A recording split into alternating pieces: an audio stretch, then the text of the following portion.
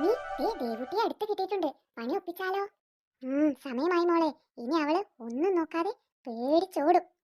എന്നാ വേഗം അതിനെ പുറത്തെടുക്കും മമ്മി. ദാ എടുക്കാം. മോളെ, ഇത് സൂക്ഷിച്ച് കൈകാര്യം ചെയ്യണം. ഞാൻ നിന്റെ കയ്യിൽ തരാം.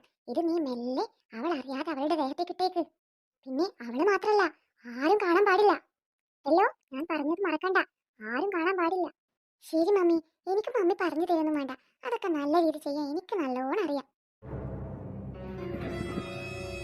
ദാ പിടിച്ച മോളെ, സൂക്ഷിച്ച്.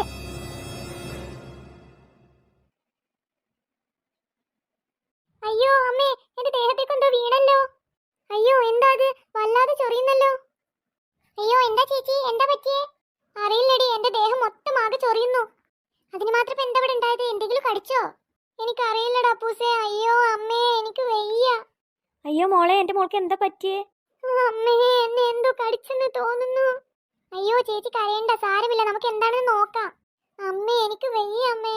ചേച്ചി വിഷമിക്കണ്ട, ഞാൻ നോക്കട്ടെ. ചേച്ചി ഒന്നിങ്ങോട്ട് തിരിഞ്ഞേ. ഇതെന്താ, കോക്രോച്ചോ? ചേച്ചിയുടെ ഡ്രസ്സിൽ ഇതാ കോക്രോച്ച് ഇരിക്കുന്നു. അയ്യോ അമ്മേ, അതിനെ എടുക്ക്. അതെങ്ങനെ എന്റെ ദേഹത്ത് വന്നു? ചേച്ചി അനങ്ങാതെ നിൽക്ക്, ഞാൻ എടുത്തു തരാം. അയ്യേ, കോക്രോച്ച് എങ്ങനെ ഈ ബസ്സിൽ വന്നു? ഷിറ്റ്, ഞാൻ അപ്പളേ പറഞ്ഞതാ AC ഉള്ള ബസ് മാത്രം ഓർഡർ ചെയ്താൽ മതിയെന്ന്. ഇപ്പൊ എന്തായി? ചേച്ചി വിഷമിക്കണ്ട, ഞാൻ അതിനെ പുറത്തേക്ക് എടുത്തു തരാം. മമ്മി, നമ്മുടെ പണി ഏറ്റെന്ന് തോന്നുന്നു. അവൾക്ക് നല്ലോണം കൊണ്ടിട്ടുണ്ട്. ദേ നോക്കിയേ, അവള് കരഞ്ഞ് അലമുറയിടുന്നു. കണ്ടു മോളെ, കണ്ടു. നിനക്കിപ്പോ സന്തോഷായില്ലേ? ഈ മമ്മി ഒരു കാര്യം പറഞ്ഞാൽ അത് നടത്തി തരുമെന്ന് നിനക്ക് മനസ്സിലായില്ലേ? ശരിയാ മമ്മി. അവൾക്കിട്ടൊരു പണി കൊടുക്കണം ഞാൻ കുറേ കാലമായി ആഗ്രഹിക്കുന്നു. ഇപ്പൊ ഏതായാലും അതിന് സാധിച്ചു. മോളെ, മിണ്ടാതിരിക്ക്, ആരും കേക്കണ്ട. അമ്മേ, എന്റെ ഉടുപ്പിൽ എങ്ങനെ കോക്രോച്ച് വന്നു? മോളെ, അറിയില്ല മോളെ, എനിക്കൊന്നും മനസ്സിലാകുന്നില്ല. നിങ്ങളുടെ ഡ്രസ്സെല്ലാം ഞാൻ നല്ല രീതിയിൽ മടക്കി ഇന്നലെ അയൺ ചെയ്ത് വെച്ചതാ. അതിലേക്ക് കോക്രോച്ച് കയറാൻ ഒരു വഴിയുമില്ല. പിന്നെ എങ്ങനെ അമ്മ ഇത് സംഭവിച്ചു? ഇടി മിന്നൂട്ടി, ദേവൂട്ടിയുടെ അടുത്ത് ആ അലീനല്ലേ നിന്നിരുന്നേ? അവളെന്തെങ്കിലും ഒപ്പിച്ചതാണോ? എനിക്കും തോന്നുന്നുണ്ട് അവളുടെ പണിയാണോ എന്ന്. കുഞ്ഞാമിന, നീ എന്തെങ്കിലും കണ്ടോ? നീ ബാക്ക് സീറ്റിലായിരുന്നില്ലേ? അതെടി, ഞാൻ കണ്ടു. അവളുടെ മമ്മി അവളുടെ കയ്യിൽ എന്തോ കൊടുക്കുന്നത് ഞാൻ കണ്ടു.